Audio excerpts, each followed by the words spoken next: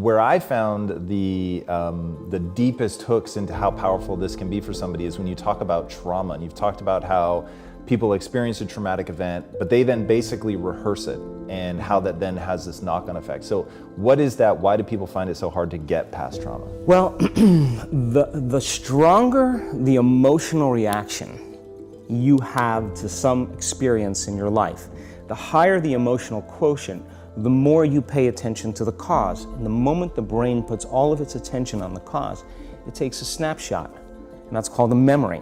So long-term memories are created from very highly emotional experiences. So what happens then is that people think neurologically within the circuitry of that experience, and they feel chemically within the boundaries of those emotions. And so when you have an emotional reaction to someone or something, most people think that they can't control their emotional reaction. Well, it turns out if you allow that emotional reaction, it's called a refractory period, to last for hours or days, that's called a mood. I say to someone, hey, what's up? You say, I'm in a mood. Well, why are you in a mood? Well, I had this thing happen to me 5 days ago, and I'm having one long emotional reaction. If you keep that same emotional reaction going on for weeks or months, that's called temperament. Why is he so bitter? I don't know, let's ask him. Why is he so bitter? Why are you bitter? Well, I had this thing happen to me 9 months ago. And if you keep that same emotional reaction going on for years on end, that's called a personality trait. And so learning how to shorten your refractory period of emotional reactions is really where the work starts. So then people, when they have an event, what they do is they keep recalling the event, because the emotions of stress hormones, the survival emotions, are saying pay attention to what happened, because you want to be prepared if it happens again. Turns out most people spend 70% of their life living in survival and living in stress, so they're always anticipating the worst case scenario based on a past experience, and they're literally, out of the infinite potentials in the quantum field, they're selecting the worst possible outcome, and they're beginning to emotionally embrace it with fear, and they're conditioning their body into a state of fear. Do that enough times, the body has a panic attack without you. You can't even predict it because it's programmed subconsciously. So then you say to the person, why are you this way? And they'll say, I am this way because of this event that happened to me 15 or 20 years ago. And what that means from a biological standpoint is that they haven't been able to change since that event. So then the emotions from the experience tend to give the body and the brain a rush of energy. So people become addicted to the rush of those emotions, and they use the problems and conditions in their life to reaffirm their limitation, so at least they can feel something. So now when it comes time to change, you say to the person, why are you this way?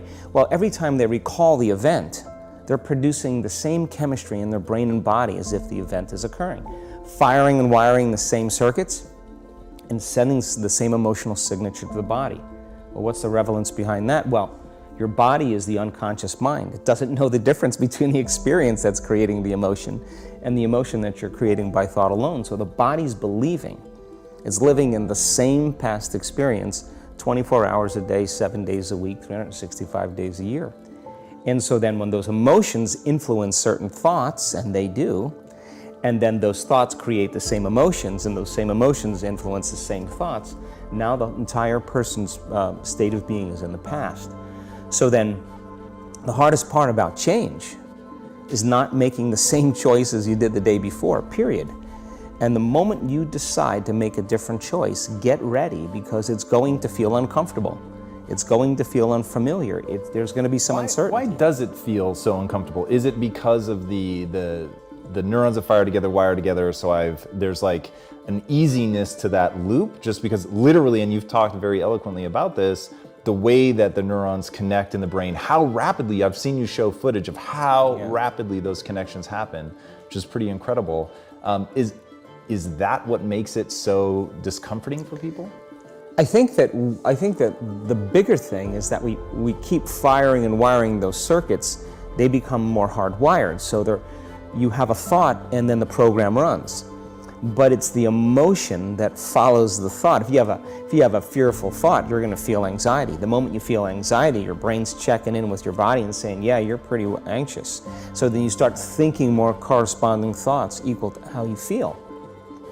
Well, the redundancy of that cycle conditions the body to become the mind. So now, when it comes time to change, a person steps into that river of change and they make a different choice, and all of a sudden, they don't feel the same way. So the body says, well, you've been doing this for 35 years. You're going to just stop suffering and stop feeling guilty and stop feeling shameful, and you're not going to complain or blame or make excuses or feel sorry for yourself. Well, the body's in the unknown. So the body says, I want to return back to familiar territory. So the body starts influencing the mind, and it says, start tomorrow. You're too much like your mother. You'll never change. This isn't going to work for you. This doesn't feel right. And so if you respond to that thought as if it's true, that same thought will lead to the same choice, which will lead to the same behavior, which will create the same experience, which will produce the same emotion. I want to talk about that notion of, give me a little more detail on what you mean by the body becomes the mind or the unconscious mind. What do you mean by that exactly? Well, those are two different things. Your body is your unconscious mind. In a sense, if you're sitting down and you start thinking about some future worst case scenario that you're conjuring up in your mind, and you begin to feel the emotion of that event, your body doesn't know the difference between the event that's taking place in your world, outer world, and what you're creating by emotion or thought alone. So most people then, they're constantly reaffirming their emotional states. So when it comes time to give up that emotion, they can say, I really want to do it, but really the body is stronger than the mind because it's been conditioned that way. So the servant now has become the master, and the person all of a sudden, once they step into that unknown, they'd rather feel guilt and suffering because at least they can predict it. Being in the unknown is a scary place for most people because the unknown is uncertain. And people say to me, well, I can't predict my future. I'm in the unknown, and I always say the best way to predict your future is to create it. Not from the known, but from the unknown. What thoughts do you want to fire and wire in your brain? What behaviors do you want to demonstrate in one day? The act of rehearsing them mentally, closing your eyes, and rehearsing the action.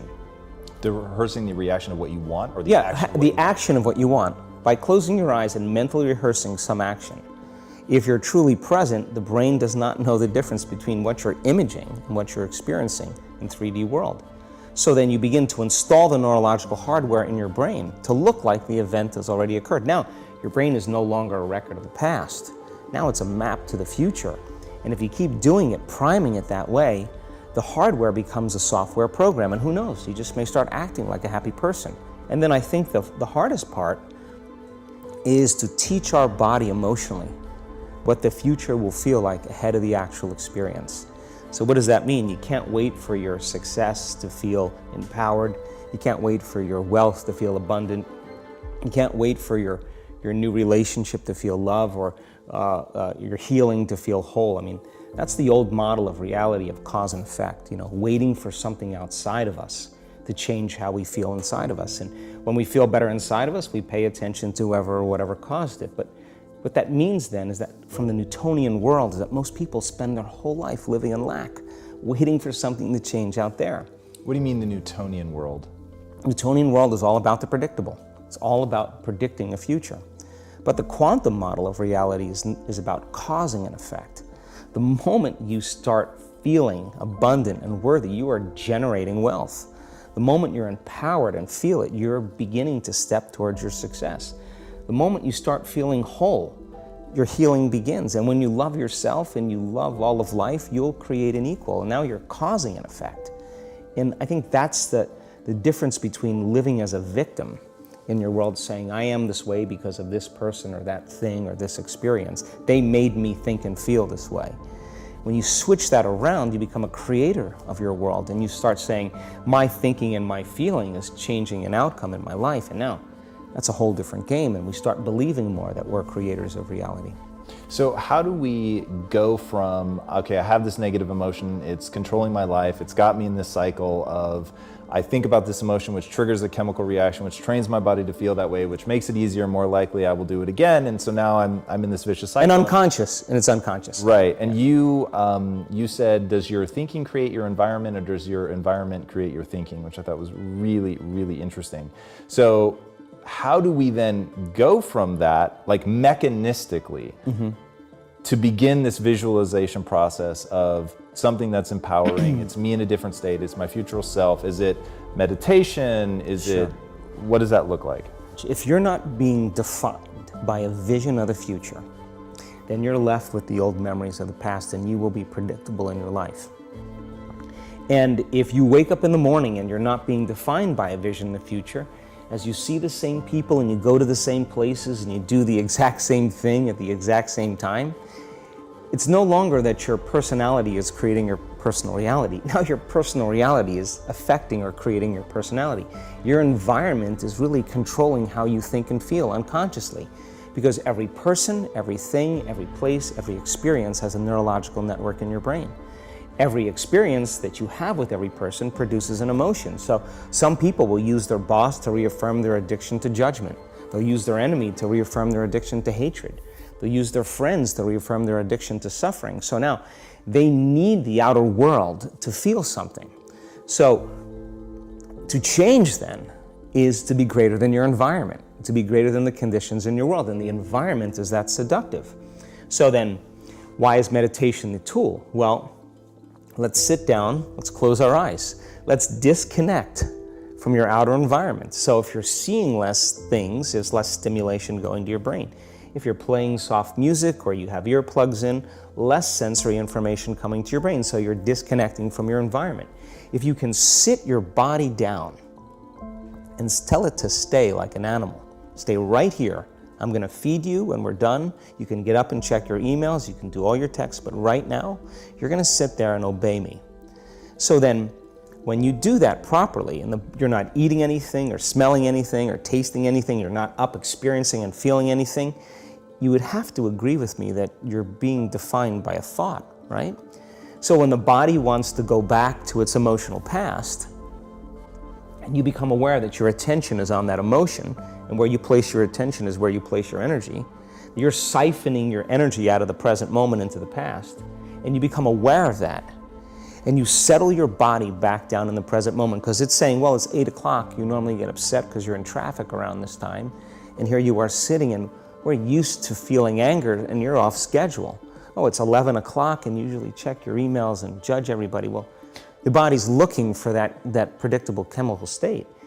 Every time you become aware that you're doing that, and your body is craving those emotions, and you settle it back down into the present moment, you're telling the body, it's no longer the mind, that you're the mind. And now your will is getting greater than the program. And if you keep doing this over and over again, over and over again, over and over again, just like training a stallion or a dog, it's just going to say, I'm going to sit.